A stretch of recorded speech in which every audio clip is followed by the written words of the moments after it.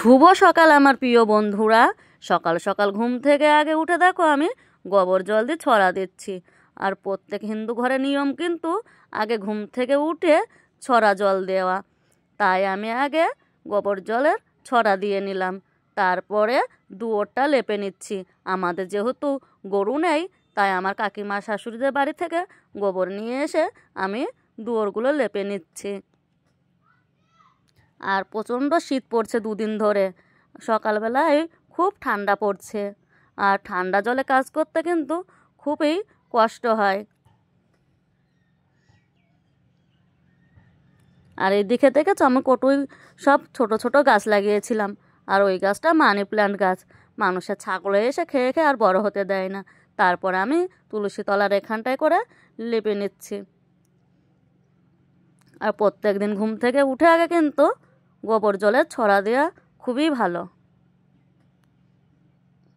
বন্ধুরা, তোমাদের যদি আমার ভিডিওগুলো একটু ভালো লাগে, আমার পাশে থেকো আর আমাকে একটু সাপোর্ট করো। তোমাদের সাপোর্ট আর ভালোবাসা আমার একান্ত প্রয়োজন।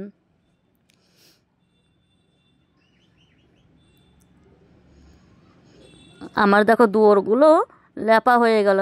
এরপর আমি দুয়ারটা দেখো মুছে নিচ্ছি।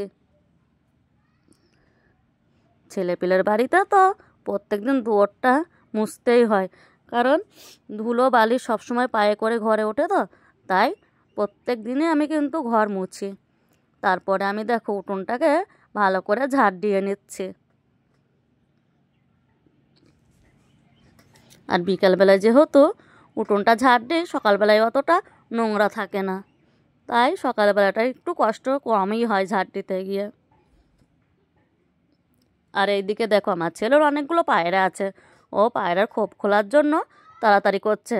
আর আমার বড় ছেলেকে বলছে, তুই আমাকে ধর, না হলে আমি পড়ে যাব। ও কিন্তু বালতির ওপর উঠে তারপরে পায়রার খোপ খোলে প্রত্যেক দিন। আর আমাদের কিন্তু 8টা পায়রা আছে।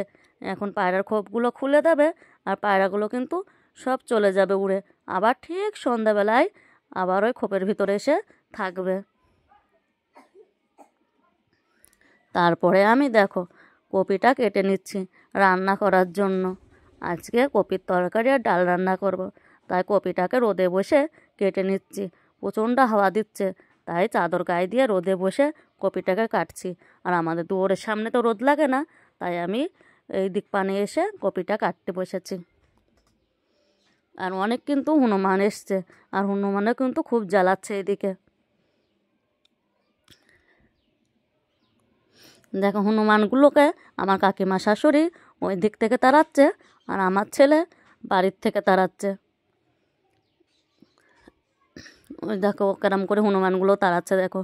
আর আমাদের ঘর দুয়ারের ওপরে দুমদাম করে পড়ে আমার টিনগুলো সব দুমড়ে মুচড়ে দিচ্ছে। আর এইদিকে দেখো অনেকগুলো হনুমান পাশের বাড়ির ছাদের ওপর বসে আছে। বন্ধুরা, তোমরা আমাকে একটু সাপোর্ট করো, আমার পাশে থেকো। ধন্যবাদ।